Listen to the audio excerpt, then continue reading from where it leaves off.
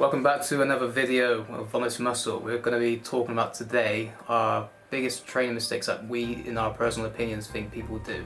So number one is you're not following a solid training program. So you're basically going to the gym and you're looking like a lost puppy and you're looking at all the equipment that you like to use, not what you need to use. So two problems with that. You're probably going to go into the gym, you're not going to look at specifically what areas you need to hit. You're just going to be like, I like that machine, it's fun, let's do that. And then you're going to do that machine sometimes, and then other times you're not going to, and then you're going to do something different depending on the mood you're in. Which the problem with that is you never know each session whether you're progressing or not. So basically, whenever you want to go in and do a push day, for example, pick an exercise for your compound that you're going to just stick with for a good at least 2 months. Like, I think a month's too short. Yeah, and also you wanna also pick an exercise where it's not gonna be the most busiest machine as well, because you have to think in account what time you're training after work or whatever routine you do in your day-to-day life. Yeah, exactly. So basically that kind of depends on your gym. So if in your gym you don't have many bench presses, you've only got one, try and pick maybe the dumbbell bench press, because there's more than likely going to be a few benches or a few adjustable benches that you can use. So basically stick with something, like Dave said, that you can always get every time, because every time you come to the gym you'll be like, right, starting off flat dumbbell press, second I'm going to go in and do an incline hammer press, then I'm going to go in and do a cable fly. Keep that going. It sounds really simple, but it is simple, but the average person, when they go to the gym, don't think it's that big a deal, and they just think as long as they get a pump and it feels good, great. And that is obviously true, and you do need to have exercises that you like, but put those exercises that you like into your program. Stick to that, hit a certain amount of numbers, and logbook as well. So unless you're like Dave and you actually do remember your numbers, I would suggest everyone logbooks, because if you don't, you're going to go in one day, and one day you will most likely remember what you did last week, but there'll be one day where you get it wrong, and you think, last week I did 80 kilos and I got 8 reps. And then you think, okay, right, I'll do that again this week. But actually what you did was 70 kilos and you got 8 reps. So you've gone in and you put 80 kilos on there and you thought, why did I feel so weak today? And actually you weren't feeling weak, you just forgot what you did. So training program, logbook, and that will hold you accountable every time. And the only way you're gonna grow is to just basically get stronger. Logbook helps you get stronger because you look at those numbers and you think, gotta beat that, it's plain and simple, and it's really visual.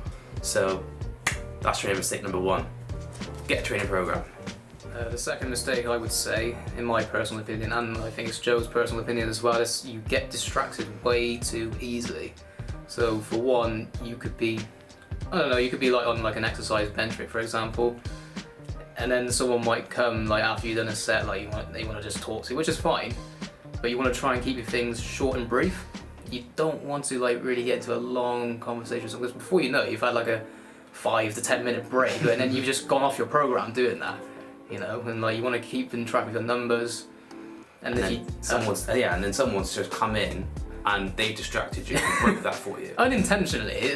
They're not trying to be like rude or nothing. It's just they're just being polite, and you're being polite, just talking back to them. And just try and keep it short and brief. Learn how to draw the line and how to escape conversations without being a dick, basically. Yeah. People understand. People aren't going to shoot you for saying, right, anyway, I better get on. Yeah, unless they got some weird problem, which most people don't if they go to their gym, really. They're alright. Like, I think they'll understand. People understand, don't they? They realise one, and they probably also think, oh shit, I probably should get on too. So be that person to pull the trigger and end the conversation. Yeah, so number 3 is you're not pushing yourself hard enough in the gym. So there's a few ways in which you're not pushing yourself.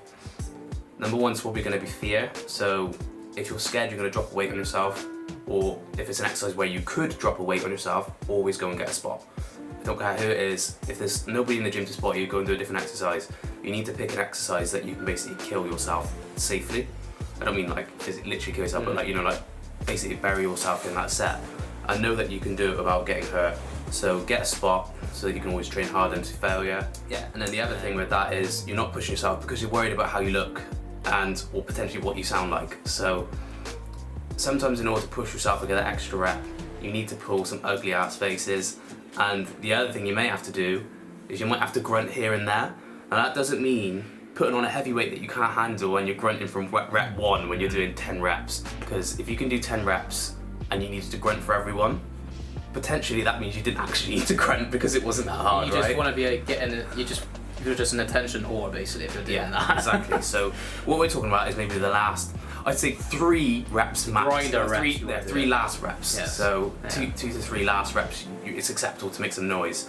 But it's only like if you actually have to, like if the air just you're benching and it just naturally, like you get to the bottom and you need to just go, just something like that, or like a grunt comes out, that's fine. I'm not going to do a grunt, but you know what I mean. Yeah.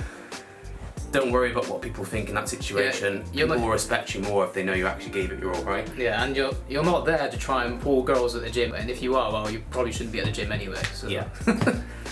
Yeah, and that kind of goes back to being distracted in the gym. And you'll probably hear this one over and over again by other people, not just ourselves. Sleep is a big part of it, because if you're working full time, for me, I'm a truck driver. I start early hours in the morning and I go to bed stupidly late at night because I do long shifts. So I'll start at like 6, for example, and then I finish around 4:30, sometimes 5:30. Then I go straight to the gym, try and get done as quick as I possibly can whilst I'm still keeping to my program. And going back again, keep the distractions minimal. Ain't nobody got time for that. Yeah. Get home Yeah, and because get all your stuff ready for the next day. as we were saying as well with the distractions, if you're one of those people and time is a bit tight for you, you really want to dial down on those distractions and Yes, keep them to a minimum, because you need to get home. You need in to the do the nicest rest of way your possible. routine. In the Yeah. nicest way possible. You need to get on with your evening after you get home or whatever time you train, so that you can then go to bed on time Yeah. and catch up on some sleep. And for me, I by the time I get everything done, like, and this is without even sitting down to even relax and just scroll on my phone, for example, it'll probably be around 8:30, 9 o'clock. I need to be in bed in the next hour, pretty much. So I'll just have a shower and brush my teeth and go to bed, and that's it. But that's just the way it is if you want to still like get the best results out of bodybuilding whilst working a long-hour job. And would you say the days you don't sleep well, you remember that in your workout? Yeah. You know you didn't Yeah. sleep well because of that. So get your sleep in. 7 hours bare minimum. Try to get 8 hours if you can, but I can't get 8 hours. Just physically impossible for me at the moment. But yeah, if you're in a position to do that, try and get 8 hours. So there you go. Number 4, you ain't sleeping enough, so go to bed on time. Okay, so number 5, this is our last tip for you. You're not eating consistently enough. So there's 2 sides to that coin. You're either under eating, which means obviously you're not consuming enough calories, so your energy levels are just gonna be crap. And by the time your workout comes around, you don't have the energy to do it, so you're not going to be able to push yourself, and you won't even feel like it. So when we're talking about pushing yourself to failure, if you haven't eaten enough, you just won't want to. But if you've got the calories in you, you're like, yeah, let me use these calories, and you actually get a nice pump as well. Because if you don't have enough calories, the pumps are never going to be as good, especially if you're not really low on the carbs. Yeah, and also that you can eat shit, but the pre-workouts is not going to be enough to try and save you getting a good workout. And if you try and rely on it, well, You're talking about pre-workout supplements, aren't you? yeah. So like a pre-workout, high caffeine, like after work, after not eating enough every day, Yeah. will only do so much, and you'll probably just get negative results from it. Yeah, so a pre-workout supplement, they're great for a pump, but only if you've got the carbs in you as well. So if you're just like running on empty and then you take a pre-workout thing, and that's going to be fine, great.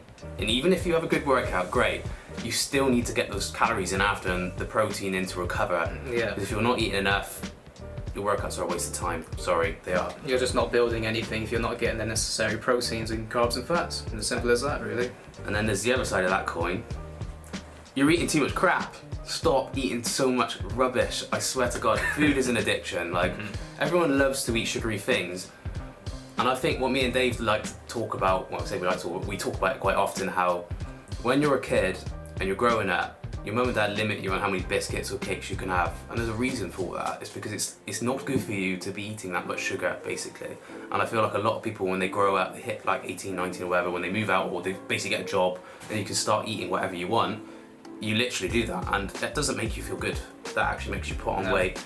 And it can make you, in the long run, you become insulin resistant, which actually messes up your hormones. Yeah, and in terms of training, messing up your hormones is really far from ideal. You want to keep your test levels where they need to be. Yeah, and then also like people that worked in office, when I used to work in an office like years ago, people sometimes really sat at their desk with like a bottle of Coke on there all the time. I don't know if they do at your place. And people do that now. And actually, And that's just unnecessary calories just sitting on your stomach and just adding unnecessary fat. Like, Yeah, you know. and like I could go on all day, but I'm still working in an office, and there's so many habits that people have, and they don't even realise the detriment it has. I think I'll say that for another video because I could go into that, and it's not to make anyone feel shit about themselves. It's something that I feel quite passionate about. Like when it comes to working in a place like that, people are bored eating. They're bored eating, which is why you end up eating too many calories. And it's one of those things. Like sometimes you think you're hungry, just go and get a glass of water. You know, like it's different. It's different for someone to just think like, oh yeah, I'm going to be in the office all day. I can eat all this crap and then I'm going to work it off. It doesn't work like that. It doesn't.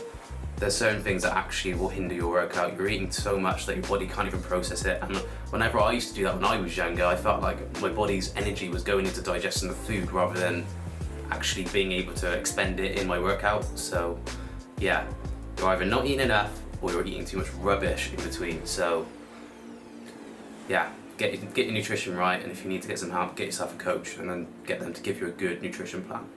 Yeah. So that wraps up the video. Those are our top 5 training mistakes or nutrition mistakes, or you know, daily habit mistakes, whatever you want to call it. So bear those in mind in your next training week. Try and sort any of those mistakes out. And if you've got any questions, put them in the comment section, and like our video, and also subscribe. All that good stuff. Yes, please. Yes, please. Yes, please.